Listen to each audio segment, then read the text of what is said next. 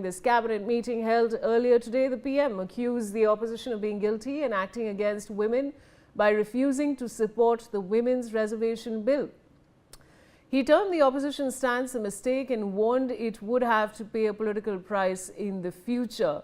And Mr. Vipin Sharma, what do you have to say about the political price that the opposition will have to face in the future that PM Modi is talking about?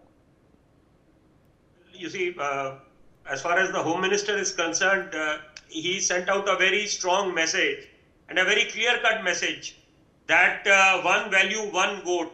So ever since, this freezing of Lok Sabha seats happened in the year 1976.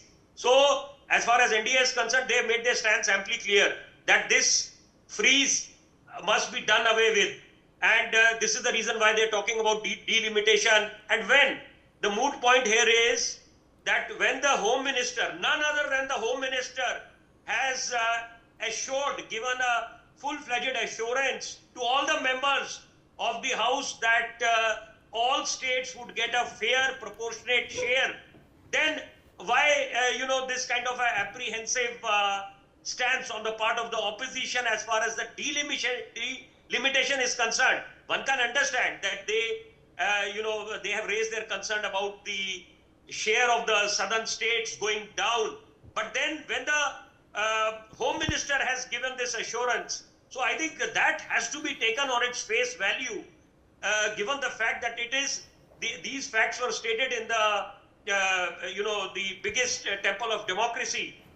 So now I think, it is now going to boil down to all optics, and perception plays a very important role. As far as BJP NDA leaders are concerned, they will go hammers and tongs, leave no stone unturned in telling the people that opposition did not support this bill and they are not in favor of women empowerment.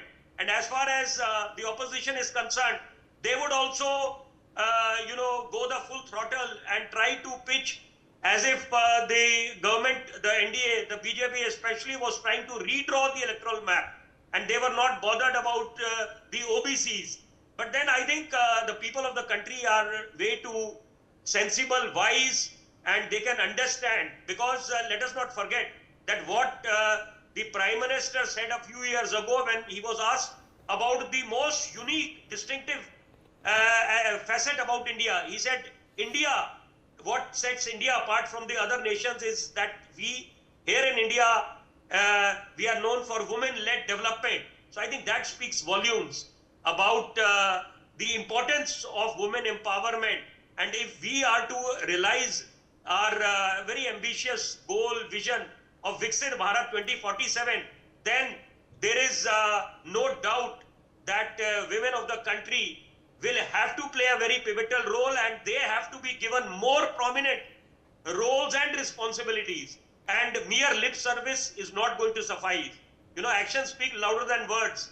Definitely, it's a sad day, but then I would say that, because a beginning was made in 1992 also, when the erstwhile Prime Minister P.V. Narasimha Rao also brought about this very historic move when 33% reservation for women in Panchayati Raj institutions was initiated. But then what happened? And it's a fact which is well in the public domain. Everyone knows that Congress has been in the government for last so many years. But then why didn't they, pay heed to the cause of women empowerment? So now here definitely brownie points, and BJP also would like to, capitalize on the fact that opposition, especially the grand old Congress party, missed this very splendid opportunity. And, what happened yesterday was very sad, because the kind of, the body language also was quite disappointing as far as the opposition leaders are concerned.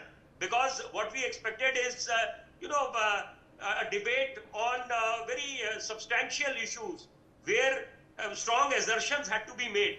But then now the ball is in the court of the common man, the people of the country, to gauge who is a winner and who has actually lost on this opportunity.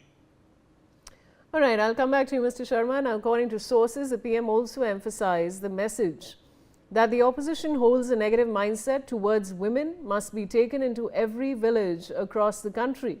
He also said opposition parties are now scrambling to justify their position. And Mr. Sharma, what I really want to ask you is that now is this debate about women's empowerment, or is it just turning into a political blame game now?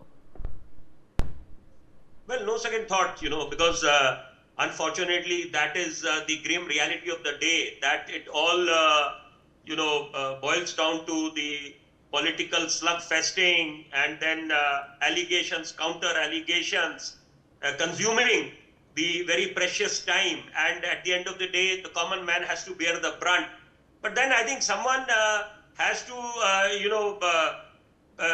actually take the lead. The BJP took the lead, and the Prime Minister, like a true leader, he led from the front, and he was trying to pitch for this women reservation bill.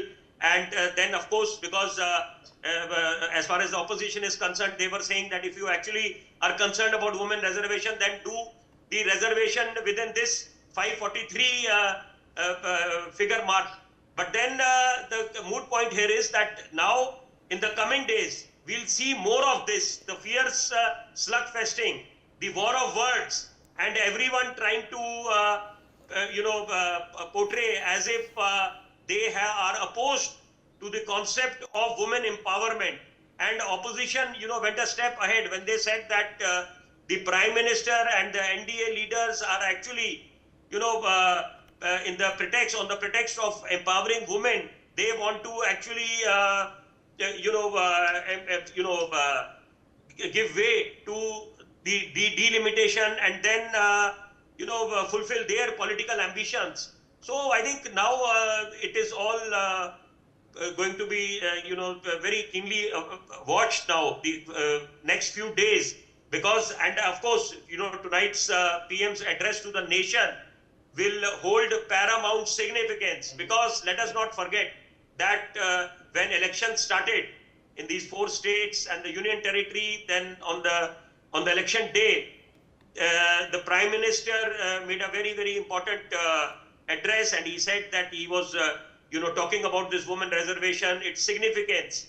So now again, because BJP sees this as an opportunity for them to gain footholds in other states where they have not been able to perform well.